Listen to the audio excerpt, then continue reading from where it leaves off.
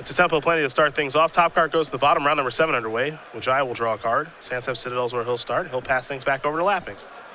Lapping will draw a card.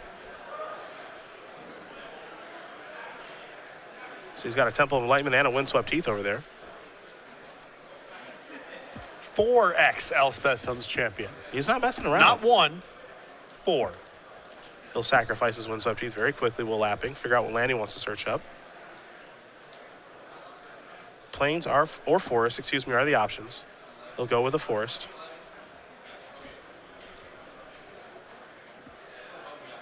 And we'll see if he's got a play to make here in just a moment. Imagine this is Fleece Mane Lion time. You nailed it. There is the 3-3 for 2. Go back Wijaya's way. Wijaya with the Land Over Waste, and he will cast Bioblight right away to get that off the table. Having to take 1 damage in the process. Does not want that line to be around. Yeah, it doesn't want to mess around. This is a start that could be, for example, Obzon Aggro, and you don't want to play into something like Obzon Charm next turn. Fleece Mane Lion to draw here for Lapping. He'll play a Temple of Enlightenment to kick things off. Take a look at the top card. Top card may or may not be staying on top. We will see. Looks like it will stay. And now there is a Fleece Mane Lion and a passing of the turn. We'll go back Wijaya's way for his 3rd turn of the game. He'll draw to copy a Siege Rhino. Does he have a 3rd land to play? He doesn't, it looks like. Just a Bioblight, a passing of the turn. Lapping kept his card on top. It was a copy of Courser of Krufix, so that's his draw step for the turn. He'll play that right now. We'll take a look at the top card of his deck here in just a moment. It is a Plane, so he's found a land as well. He'll trigger the Courser, gain a life, go up to 20. And we'll have to see the top card of his deck here in just a moment. Pretty big hit there. I don't think Alexander had another land in hand. I don't think so either.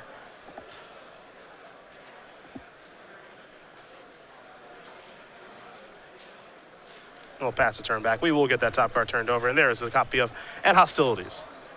Your classic Fleece Mane Lion, Courser Krufix, and Hostilities deck. Pretty standard stuff. Well, what happens here, this is the giveaway now. Vidi casting a Thoughtseize. You see Elspeth, you see Vanishing Light, Reality Shift, and Vermaz, King of Oreskos. No idea what Vidi's going to take.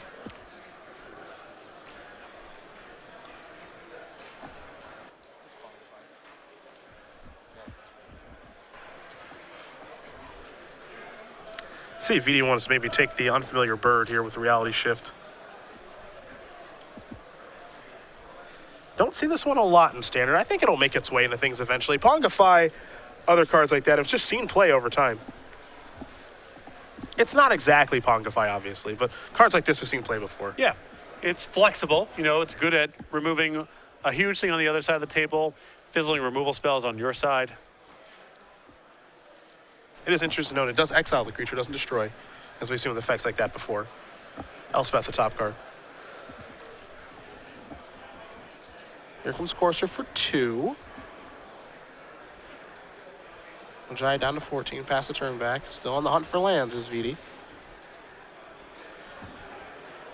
Hasn't found one yet. All he can do is pass the turn back. Lots of Elspeths here for Alexander. It is an Elspeth party. Vidi will draw. He has found a land, ladies and gentlemen. Yep, it's number 3. It is the mighty Windswept Heath. And Vidi was right about to have to discard a hand size too, so it's a big one. Yeah, definitely on time. Nice thing here for Vidi too is that he's got an idea of all the contents in Alexander's hand because of the Courser. So he knows what he has to worry about. The question is, can he beat those cards? Elspeth the draw here, top card. We'll see in a second. Reality Shift.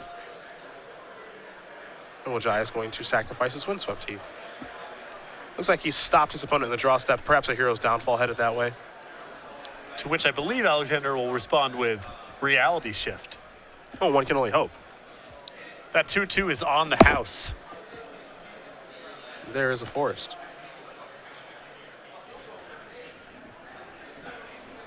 Which is really important for Alexander here too, because it allows him to burn off the Reality Shift that I'm assuming he does not want to draw here as well.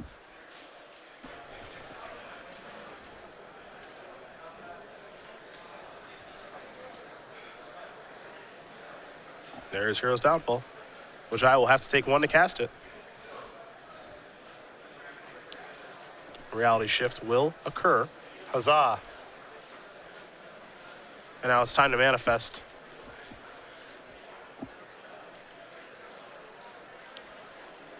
And I think they are asking if the next card down gets revealed. Does he get to see this one? Yes. Course Shift Grufix does make for some fun times, doesn't it? Yep. If you are really interested in knowing the nuances of Magic's rules as it pertains to where cards are oriented while they are being drawn or revealed, if you are just passionate about the rules. And there's a manifest creature. Hero's Downfall done resolving. This top card, I don't believe that we see this now. Okay. You can see Alexander's hand and Hostilities, Banishing Light, a couple copies of Elspeth over there. He's just stuck on lands right now, so we'll go Vidi's way. Vidi draws a Courser. Get a little bit more power. He'll deploy the Courser. He could have really taken advantage while Vidi was stumbling. Yeah. Vidi's trying to catch up now, though. There's a Swamp on the top of the deck. It'll come into play. Siege Rhino will be the draw next turn. Pass that turn back. See what Lapping draws here. It's a Temple of Plenty. That can maybe chain him into another land. Take a look at the top card. It's a Reality Shift. That'll go to the bottom. Vidi knows what the manifest creature is. That part's easy. Here's Banishing Light to take care of the Courser. Here's an attack for 2. Wijaya is going to go down to 10. Wijaya will draw. There's the Siege Rhino. See if he wants to go with the Rhino or a Courser. He does take the Rhino option. Rhino's a little risky because if Alexander finds land number 6, that's an easy Elspeth and minus. He didn't find land number 6. He found Banishing Light number 2. That's not bad either. I don't know if he wants to use a Banishing Light here when it's so attractive to try to get to Elspeth, but... That answered that question. Yeah, there you go. Head back Wijaya's way.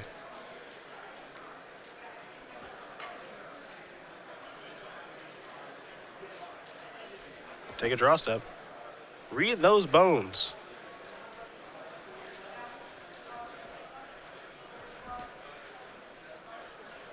See if he can figure something out now. It's just going to be another Rhino. He's up to 14.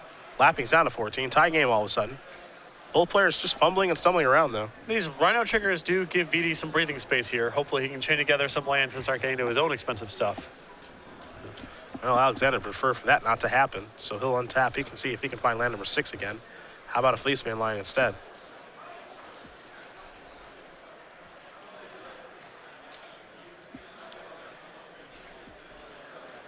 There is the Fleeceman line. That'll join the party.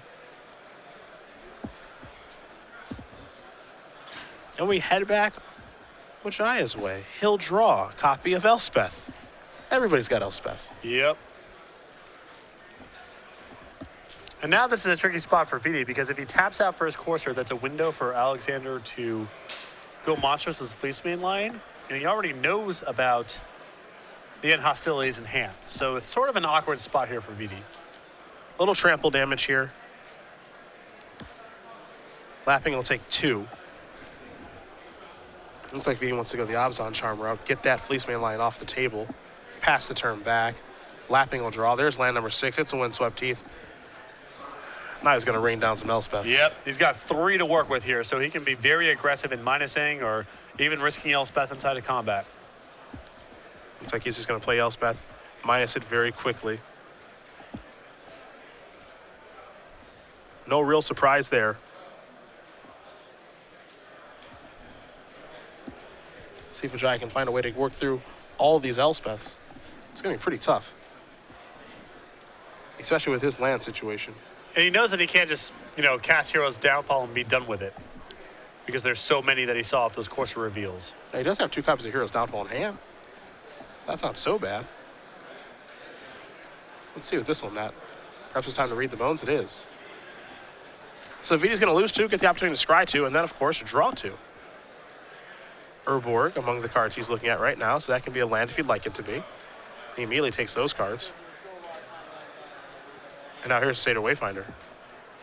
3 of those in his deck. So that's a change that we haven't seen before. Yeah, we do not see much of this card. Probably implies that he's got a heavy delve package going on. Things like Murderous Cut and Tassiger on the sideboard.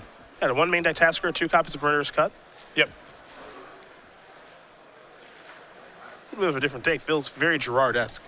Except Gerard likes to play blue cards where VD is playing white ones. Yeah. I suppose VD thinks that Siege Rhino is good. It's a powerful card. Bold. Good enough to play. What you lose by doing this, of course, is a card like Dig Through Time. Yeah. Ashiok, too. 3 soldier tokens. Here's another Elspeth. We're getting aggressive with these Elspeths now. I think that Alexander's plan here is just try to get to the emblem as fast as he possibly can, which I actually don't mind here because, you kind of get the sense that just using Elspeth turn after turn against an opponent who's been stalled on lands for so long is probably not going to work. Well, Wijaya's got an Elspeth of his own, so now we're going to have a little Elspeth war. 3 soldiers here, along with the Seder Wayfinder on Wijaya's side. On Lapping side, he's got an Elspeth on 5, 6 soldier tokens in play, bunch of lands. He'll attack. Everything's going to go towards Elspeth. There are your blocks. Wijaya's Elspeth's going to go down to 3. 3 more soldiers brought in here for Lapping. His Elspeth goes up to 6. There's a Temple. Take a look at the top card. It'll stay on top very quickly. And we'll go Wijaya's way. Wijaya will quickly untap and take a draw here. It's a Forest.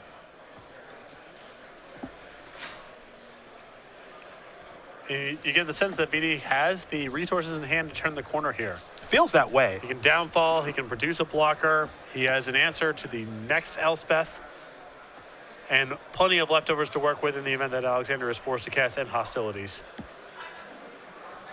He'll start by moving his Elspeth up.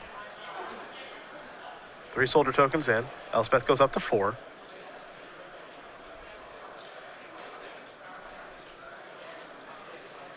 Temple of Silence here for Wijaya. He'll scry. Top card's an Obzon Charm. Don't know if he's looking for something better than that. Is a random draw better than Obzon Charm? It's hard to believe that it is. Probably not. Alexander might have some weird creature in his deck because we've seen a pretty weird collection of creatures so far, and Obzon Charm's a good removal spell. And if nothing comes up, you can always cash it in for 2 cards.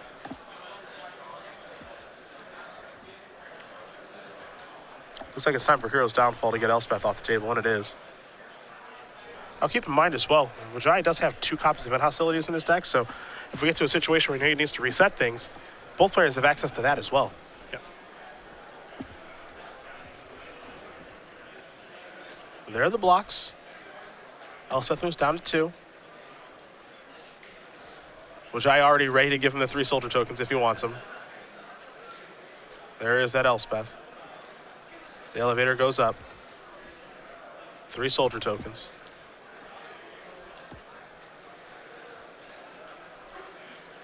And this is really, this is Alexander's last punch. You can see there's a Courser left over that's easy for VD to kill.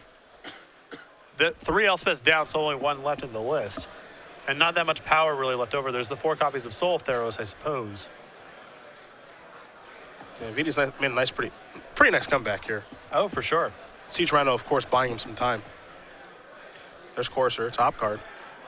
Temple of Malady. That's going to come in, trigger Scry and trigger the Courser. Gain a little life up to 13. Take a look at the top card. Obzon Charm. Is this one better or worse than a random draw? It is some amount on diminishing returns. The second one in this spot a lot worse than the first one is. Well, he's keeping it. We're passing it over. Lapping will draw.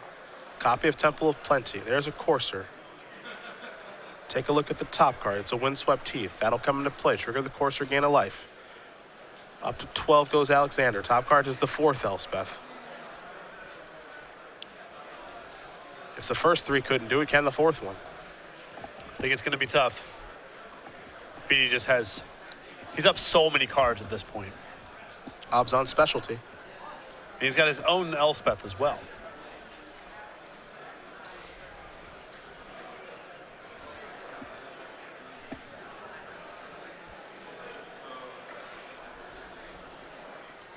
We're going back Lapping's way. Excuse me, we're going back Wijaya's way, but he took the opportunity to cast this Obzon Charm, so he's going to draw an Obzon Charm. We'll see what the other card he draws is. Elspeth. Top card, Llanowar Wastes. That'll be the draw for the turn. What's after that? Windswept Teeth. Good stuff. Everybody loves Elspeth. Way to shuffle. Yeah. case he's not feeling what he's about to draw with the Courser. Well, we'll see what that is in just a second. BioBlight, you think he's feeling that? Probably. I think he might be feeling Good insurance policy. It's a little awkward with his own Elspeth in play, but still prevents a lot of disaster from happening. I think insurance policy is the best way to describe the card, just in case anything crazy happens.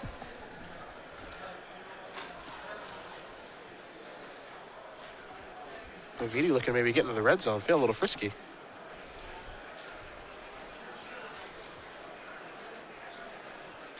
There are your blocks. Soldiers will trade with soldiers. Elspeth's going up to 4.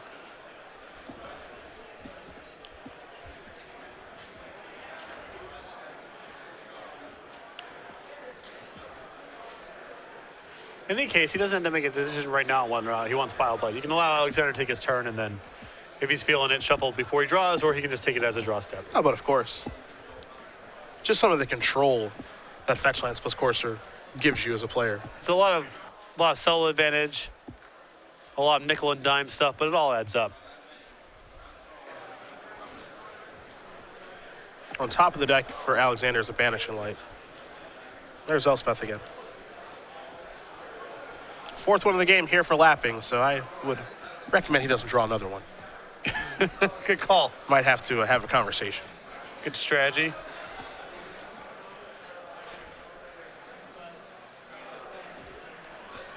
Utterend's going to take care of this one. Planeswalker's not a problem for Vidi's build of this deck. Nope. Mixture of Heroes Downfall and Utterend. Cleared that out of the way real easy.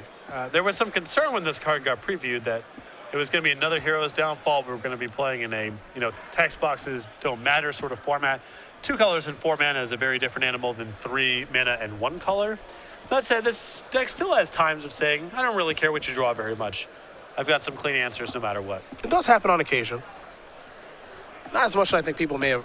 I don't think as much as people thought would happen, but with Utterend too, 4 mana is a lot of mana. Yeah, 4 mana and 2 colors is very different than Heroes Downfall.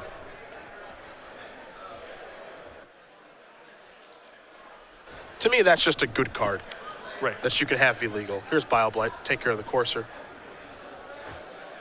Creatures will trade off like crazy.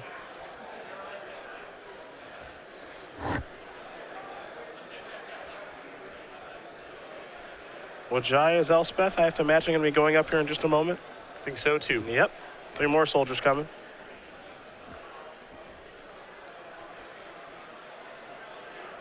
Now we're sort of hitting the next phase of the game where Vidi's up on resources by quite a bit. It will probably take him a long time to win the game because Alexander's got some defenses and hostilities still floating around there, but you get the feeling that Alexander has to draw very, very well to make it a game from this spot. Banishing Light was the draw step. Not the best draw we've ever seen. Here's a Temple. But it's not bad. It can take care of the Elspeth that's out there or the Courser. So there is Banishing Light to take care of Elspeth. And Lapping will just pass the turn back over to Wijaya. Wijaya will untap and draw here. Siege Rhino on top of the deck now. In come those soldier tokens along with the Courser. There's some trading. Soldier tokens will trade with each other. 3 damage will come across. Lapping's down to 9.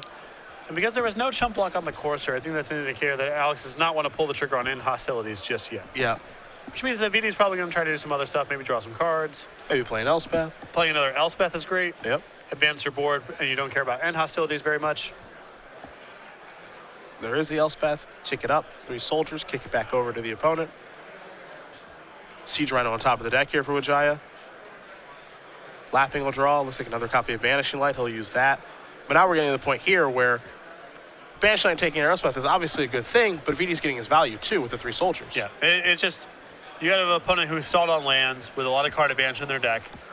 Can you kill them before it takes over? And Alexander failed that this game. And Hostilities wipes the board away, which again is not a bad turn.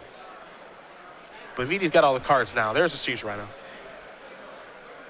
Little drain, little gain, 16-6 in favor of Wijaya. Here's Elspeth too. Doesn't have to crack that fetch land thanks to Urborg being in play, so we have to imagine that 3 soldiers will come in and Elspeth will take up to 5.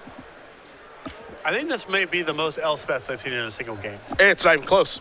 This is number 7. It's incredible.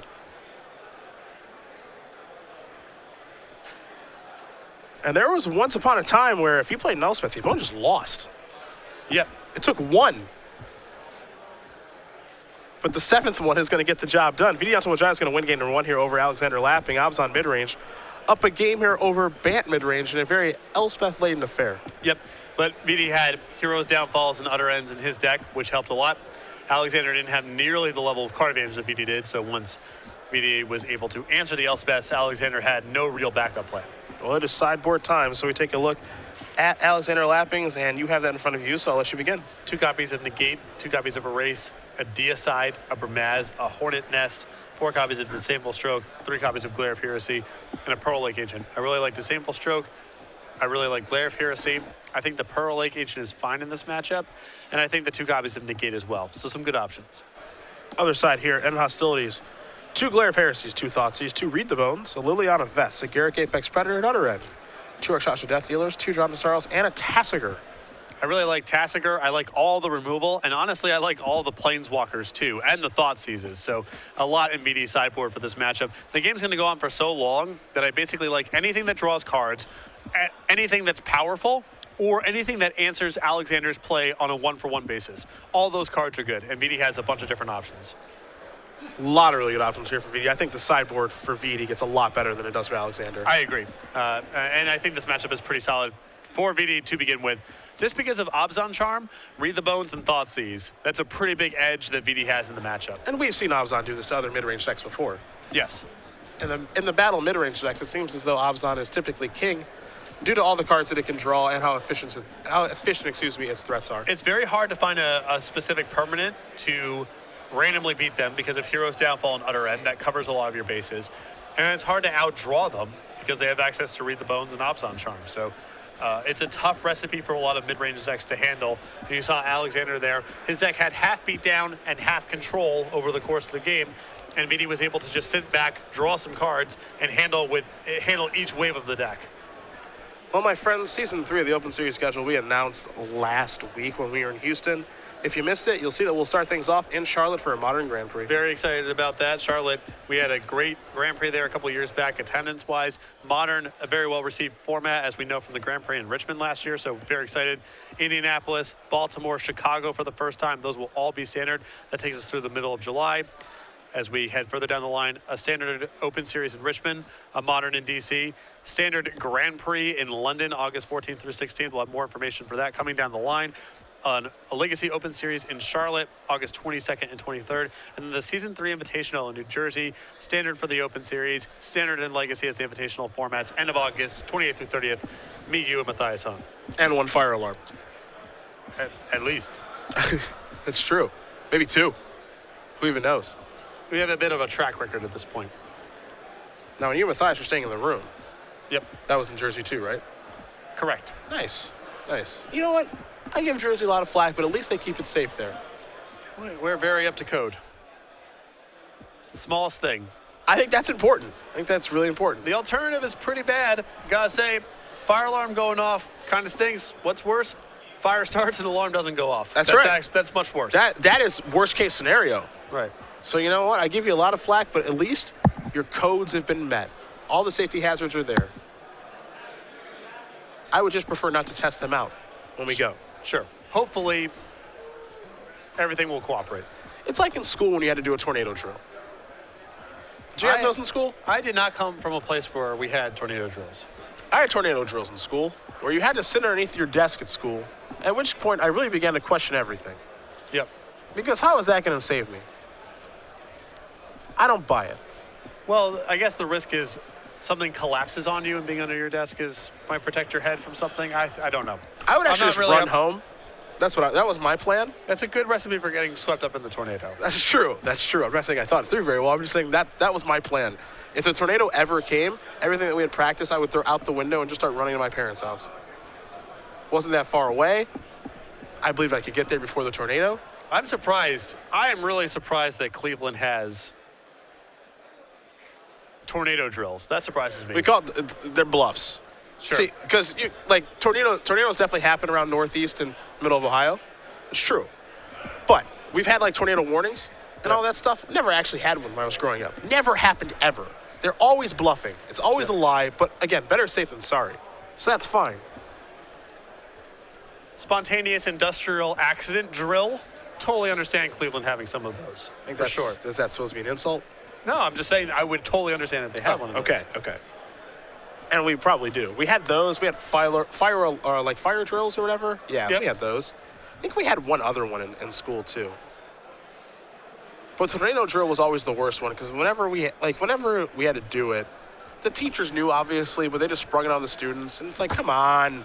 But there's only one way to make you prepare for it, which is to surprise you. If they tell them in advance it's coming, it doesn't really simulate the experience of there's suddenly something where people have to respond. But we responded in anger. It's like, I don't want to do this. It's not like, oh my God, there's a tornado. It was just like, this is a stupid, annoying noise. If they had their behavior modified by what made the children angry, then they would just be feeding them candy all day long. No one would learn anything. That can't be how we judge these sort of things. Is that really that bad if they feed us candy all day long? Pretty bad. Would that be bad? Pretty bad. All right. That's why I'm not in education. Neither am I, but I know that much. That's why I do this. I educate our viewers on education. Right. That's And what a I number do. of other topics. Not just education. We're useful like that. We can provide so much for so little. I've seen a lot in my 33 years, man. I have a lot of wisdom to dispense. And as I get older, there's only going to be more of it. That's good. That's good. That means more rants More rants, and more wisdom for our viewers at home. more disappointment. True. Disappointment really important. You have to let people know that's part of life. Yep. People thought that Liam Neeson beat the wolf. Sorry, got some bad news for you. I guess unless you actually watched through the credits. That's so mind-blowing to me because why? All right, you watch a Marvel movie. You understand at the end there's going to be something. Yep. Or you watch a movie where there's an anticipation of sequels or a trilogy. You stay through the credits because you know there's going to be some tease at the end. That's fine. Liam Neeson fights a wolf in the tundra. That doesn't feel like there's a sequel. That's sort of a one and done. Oh, you think so? He wins or he loses. There's no sequel to Sure. this. So why not just show the full thing? Apparently, at the end, after the credits, I believe it's him and the wolf both kind of laying there. They've slayed each other. Right. Like I didn't stay through the credits when I watched Lincoln because that didn't feel like a movie where there's no Lincoln 2. You know what I mean? It's sort of wrapped up. There's nothing else to come there? Right. No, there's no more. We kind of saw what there was to see. Oh, okay. So if there was some teaser through the spoiler, I wouldn't have seen it. Gotcha.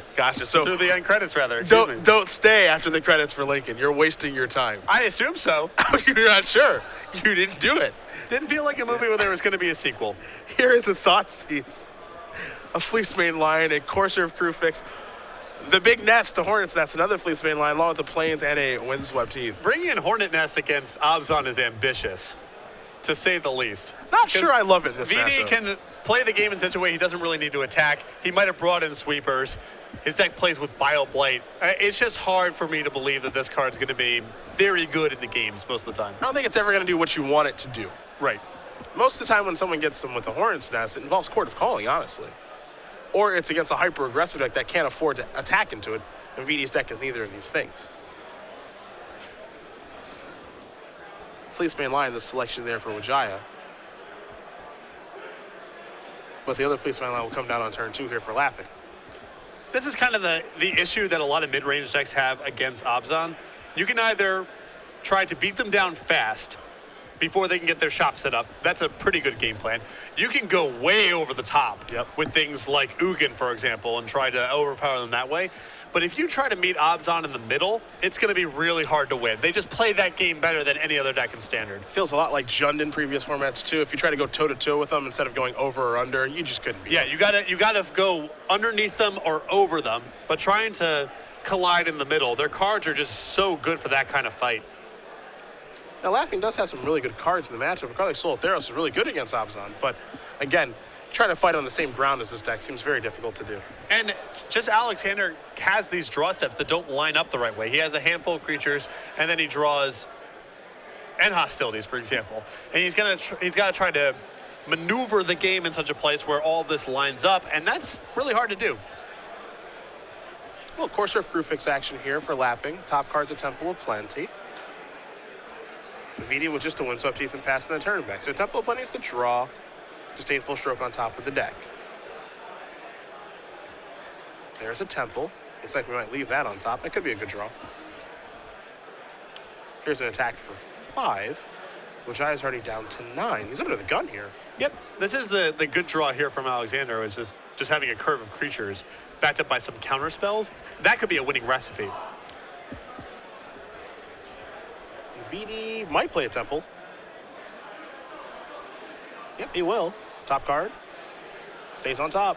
This is a pretty good spot for Alexander because there's a very good chance that the negate lines up with the play this turn, and then the disable stroke might line up with VD's play next turn. Now he needs a second blue mana. That's the problem here. Which he doesn't have, so he plays the planes off the top of his deck. But Alexander could close out this game before VD does much of anything.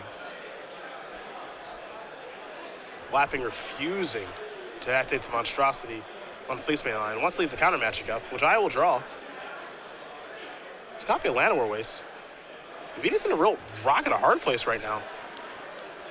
He just got beaten down this game. Yep. Siege Rhino gets countered. Bioblade doesn't do much of anything. It's a real troublesome spot.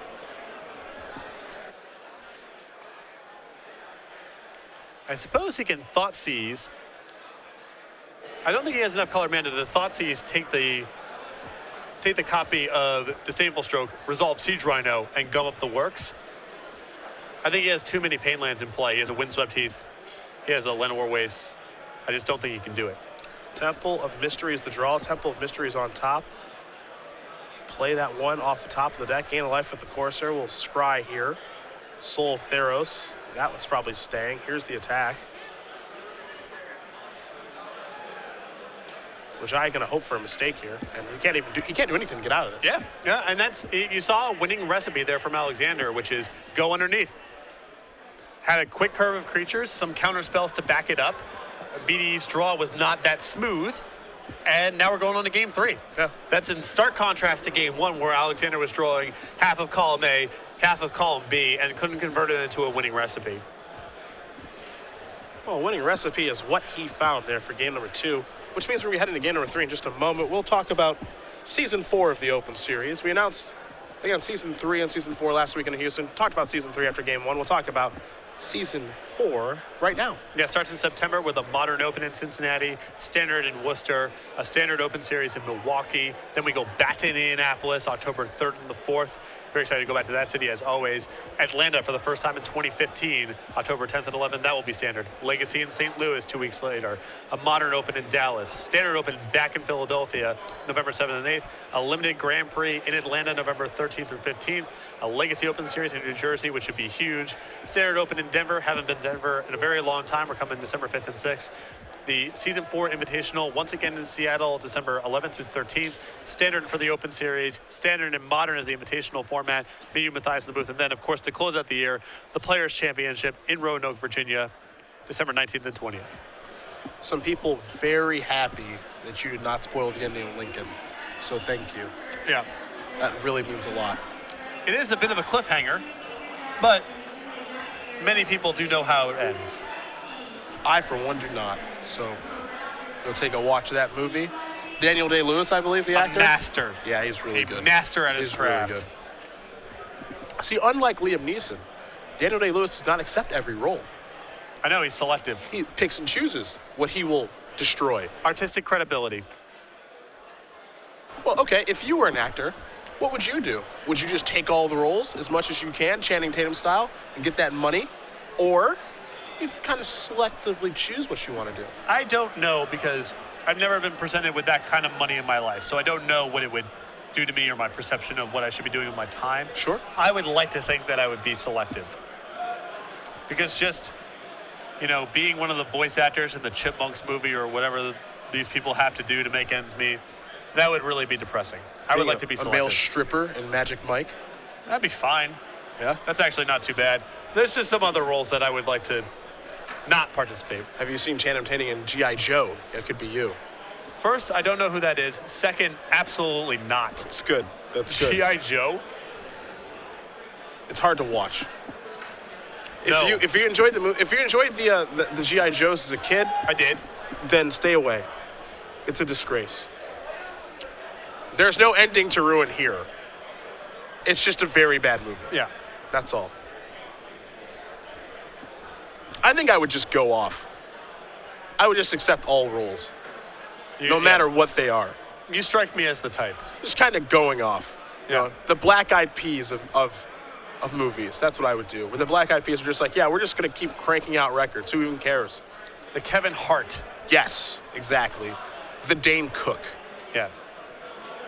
Just going to just keep chaining off until people hate me, and then I will disappear forever. That's my strategy. I would hope to be selective, but who knows? It's a tough road. I got to pay rent too, you know? I don't know. It's hard for me to judge. Exactly. What if you're selective and then one of your movies flops? That's game. Right. Could be game.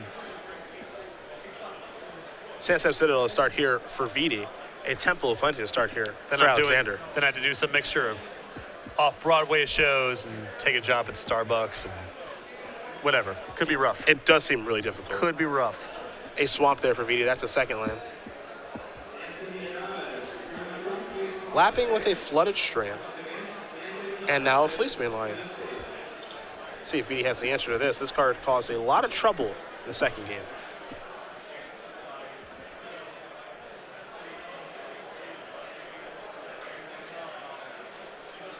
Isn't able to search up an island, though. Yep, there is three copies of Flooded Strand in this list, alongside one island. So it is more of a green-white splash blue deck. For sure. But post-board, he wants a lot of blue mana because he has access to so many counterspells. There's Courser for Vidi. Top card is Knobs on Charm. A convenient little answer to that line that's in play. Lapping will draw. Copy of Banishing Light. Temple of Enlightenment in hand, so he does have a blue source of mana. The problem here, of course, is that it enters the battlefield tapped.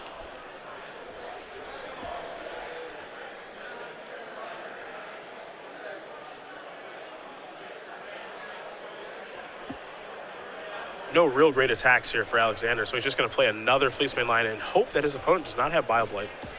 This could get really ugly. Siege Rhino on top of the deck now.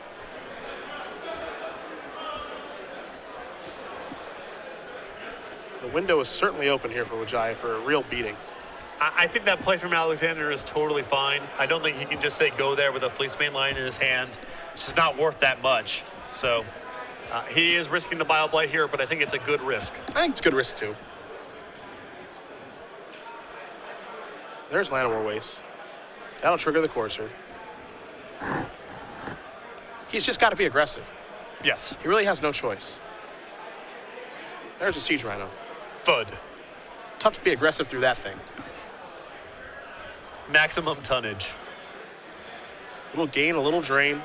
Pass that turn back.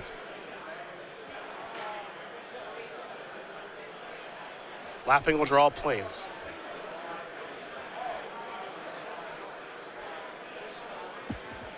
He'll play a Temple of Plenty, however. Scry here. You see these negates in Alexander's hand. His mission here has to be get ahead on the board and get to untap with negate at the ready. Just like last game. Exactly. Until he gets to that spot, he's at a disadvantage to win this game.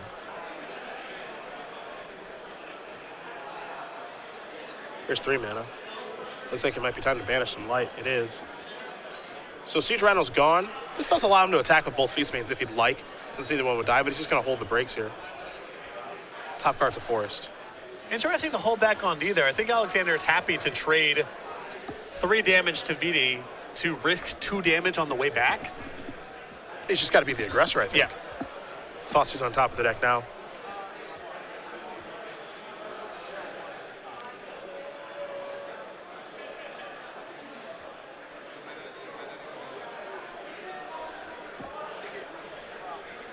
Yeah, this is one of those role assessment things where I know that Alexander's deck has a lot of late game action. He's got 4 copies of Elspeth in his main deck, but he is the beatdown here. His late game is nowhere near as good as Vidi's. Yeah, it's not even close. We just saw game 1, a game where he played 4 Elspeths and lost. Right. That just kind of really tells the story. And that's a card that's typically deemed to be pretty powerful against Abzan. It's one of the cards you would want in the matchup. Alexander had the full play set, and he just gave Vidi too much time, and Vidi could work around it all. The line goes monstrous. The passing of the turn. Vidi going to play a Thoughtseize here. Wants to see the hand, wants to see the negate, wants to see the Elspeth, wants to see the other negate. Those are the options here for Wijaya. Temple of Enlightenment, the land in hand.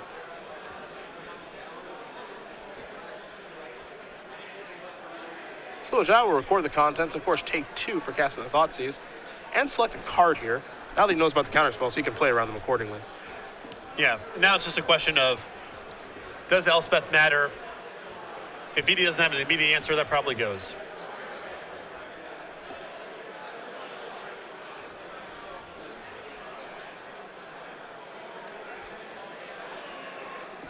Temple, yes. Top card, Downfall. See if Wijaya wants to leave that there.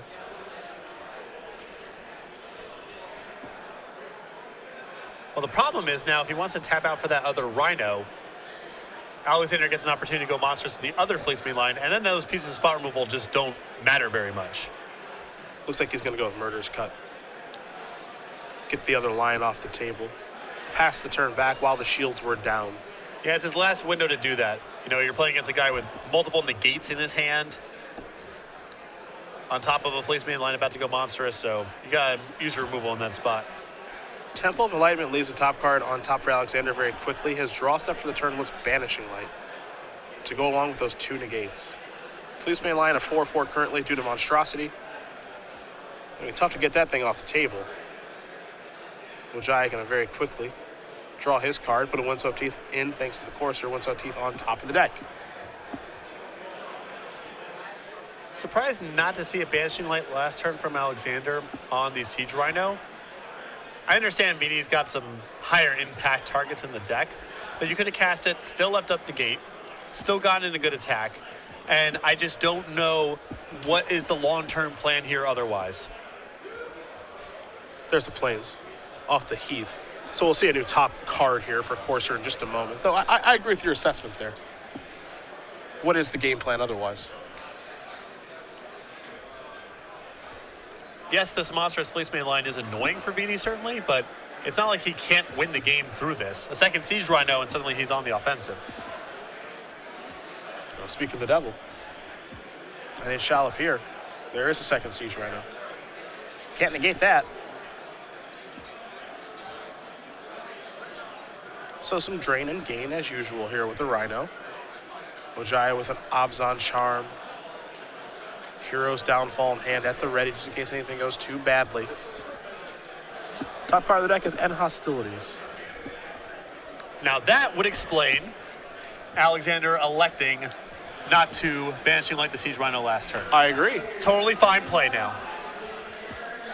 It's combo. Vidi's got a lot of light to work with, but it's possible Fleecemane Lion just, now with all the creatures cleared out, this could go all the way. It's tough for Abzan. Looks like Vidi's going to cash in his Abzan Charm. Draw some cards here. If Alexander gets the next turn, he's got 2 negates. So 2 cards coming. One of them was Llanowar Waste. Take a draw here with Wijaya for his turn. Abzan Charm. Time to chain him off. Seen this before. He needs some help. 1 is an Urborg. 2 is an Abzan Charm. Yeah, might as well cast that one too. Shields are down. He's got plenty of life to play with for the time being. Yep. Satyr Wayfinder. Satyr Wayfinder.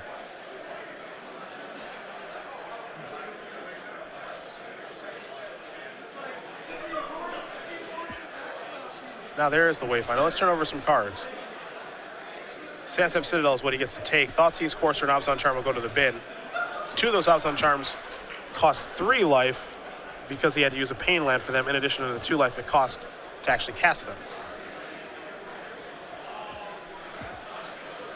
That's not going to stop old Fleecemane Line from trucking on in. And Vidianto just glutted with a hand of removal spells right now. And Lapping has 3 copies of Negate in hand. And Vidi, what he really needs now is one of his 4/5s. Tassiger, Siege Rhino, something like that. Tassiger just got turned over thanks to the Wayfinder. Sandsam Citadel will go in hand. But Tassiger could have saved him here, Yes. or at least started to help him.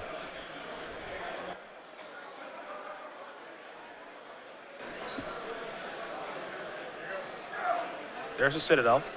You can see Vidi's hand. Not a lot going on. Though the Seder Wayfinder is going to come into the red zone here. Going to knock Lapping down to 9. This game has taken a very interesting shift. For sure. Force the draw. That'll come into play here for Alexander. There's an attack here for 4. Is it time to chump block? Looks like it is. Pass it back. Wijaya will draw. Read the bones. Doesn't look thrilled that that's the draw step. In most cases in this matchup, I imagine he would be happy.